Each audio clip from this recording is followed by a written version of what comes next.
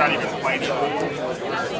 No. I mean, at this point, I mean, if she wants to try to come back and feels good enough, maybe at some point, certainly that she'd always have that option. But, her role right now is just to get healthy, to be able to walk without pain, and certainly contribute in other ways, vocally, motivational, cheering her teammates on, bringing the freshmen along, that kind of thing.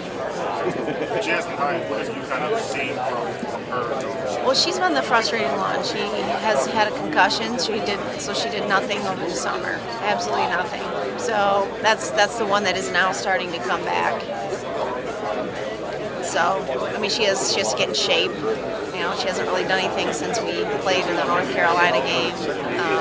So the biggest thing for her is to lean out a little bit and get back in basketball condition.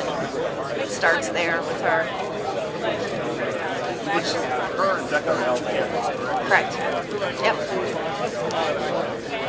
And how is she maybe handling leadership? Not necessarily the game. I think she's still trying to figure it out. I don't think it's a natural thing for her. I think, Becca's the lead. Becca was a unanimous selection for captain from her teammates. And so with Jazz, I think she's more in a support role as a captain, but she has the experience, and she's been here for 4 years, and she knows the grind, and she knows what's expected. And then honestly, she's had to concentrate a little bit on herself just to get healthy, so it's hard to lead other people when you're not out there doing it. So, essentially, your rotation maybe this year would kind of be Ariel, Becca, Tori, Lexi and Jazz Lumpkin are probably the two freshmen that will be a lot like Ariel and Tori were in terms of the minutes that they play and the significance and them coming around. That they'll play quite a bit. Be a big part of the rotation. Kennedy is one that has to come along a little bit more. She's a post player, and usually that happens. It takes a while for post kids to come around the physical part of the game. But she's a skilled kid. I mean, she can shoot it, she can pass it from the perimeter. She just has to get a little bit tougher and meaner, to be honest, on the court, a little more competitive. So the other two, though, I think with high IQs that they have, you'll see them make significant impact. Lexi and Jazz. But you talked about you have to make a player meaner. How do you do that? Well, I think it's to me, every drill has to have a consequence. I mean, I think it starts there, and especially even in individual one-on-one situations when we're working on post defense with her or closeouts. I mean, she has to finish plays a little bit. There has to be consequences. And obviously, if you do a good job, you don't have to run or whatever the situation is. So I think, making it extremely competitive in every category. We don't make enough free throws. We, have a consequence. And for her, she's never really had that. I think a lot of high school kids sometimes come in here just being a really good player. When you're a big kid, there's not a lot of work you have to do. Sometimes it just kind of comes with being big. You have some success. So for her and for us, it is about getting her a little more competitive and a little nastier. She has it in her. I mean, her brother's a starting defensive tackle for Penn State, so he's like 6'5", 300 pounds or something. So I would suspect that he's got a little mean streak in him if you're a defensive tackle. So it's in there and it comes out. It's just the consistency of trying to keep it there is something we have to do as coaches with her. How much does the addition benefit you in March? Just having to go through a league schedule and have to see those teams twice a year. Well, I feel like Maryland's been on our schedule, to be honest with you. We've been out there so much for the NCAA tournament. But, I think with them, they bring a different and unique style, different players from different parts of the country too, different styles of play. You're looking at an ACC team in Maryland that, did a lot of running up and down, very high-powered offense, that kind of thing. And then Rutgers has always been with Vivian, wherever she's been. It's always been a real tough, smash-mouth, defensive-driven program. So two uniquely different things, but I think both of those combined we'll see in the NCAA tournament. And they're high-level programs with high-level coaches that we're going to face in the postseason. Coach, I've seen the preseason rankings, and I've seen you guys as high as 5 nationally. How do you handle those expectations? That's absurd. And do you have the potential talent on your team to be a top 5 team? No. I mean, that's my biggest complaint is I don't think you should do any kind of polling until you've played a few games, to be honest.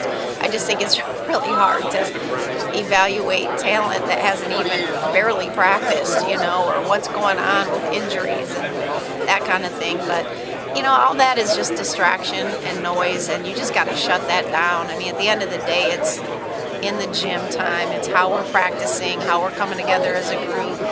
And, we're not going to worry about what other people think of us right now. We just need to worry about what we think of ourselves and how we can accomplish just the tasks of the day.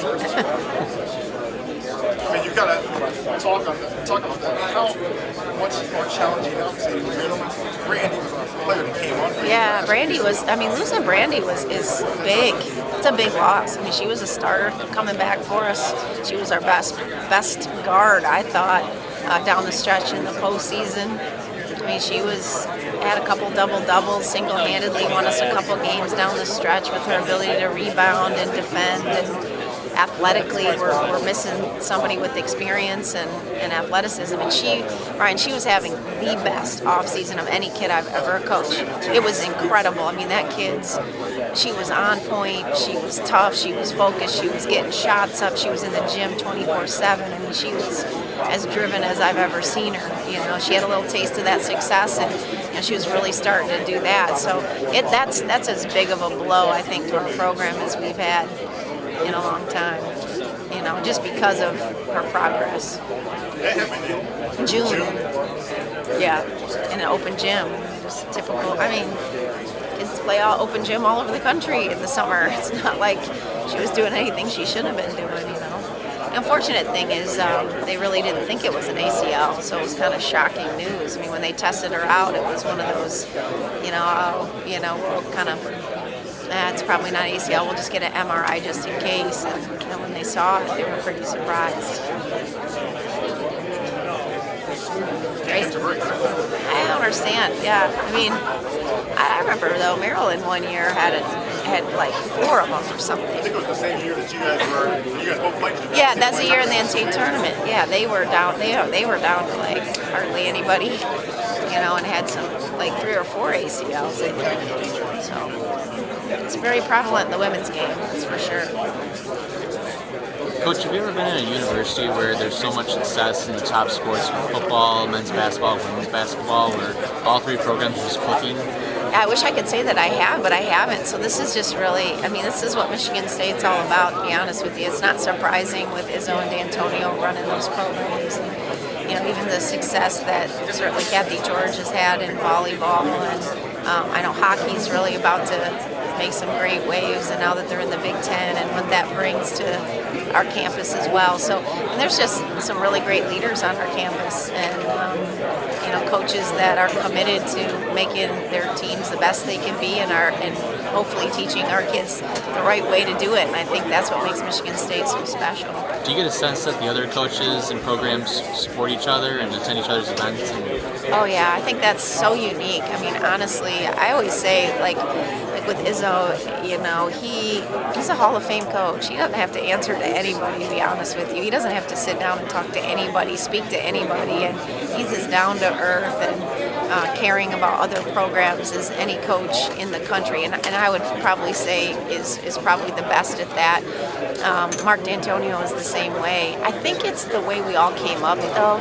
We're all small college, worked our way up, mid-majors, Division IIs, kind of that mentality where you help each other out. Many of us had 3 or 4 jobs along with being the coach in the past. So I think it's Mark Hollis and Luana Simon have assembled a group of people that really are appreciative of the opportunity, and certainly have always had a team-oriented approach in everything that they've had to do in their careers, because they've had to help other programs, as that was part of their job titles, quite honestly. So to see us all connect, it's not surprising, but I think it does start with some of the key people, the atmosphere that Mark Hollis has created certainly is monumental. I believe this is your 8th year at Michigan State. Does it even seem I can't like believe that. When I hear that, I just feel so old, actually. I feel like it was just yesterday. I mean, it's my dream job. I still pinch myself when I walk into, my office every day. And, I can't believe that, like, Coach D'Antonio and Tom Izzo actually know my name, It's like you're still a little starstruck in some ways. But, yeah, I mean, it's gone by fast. There's no question.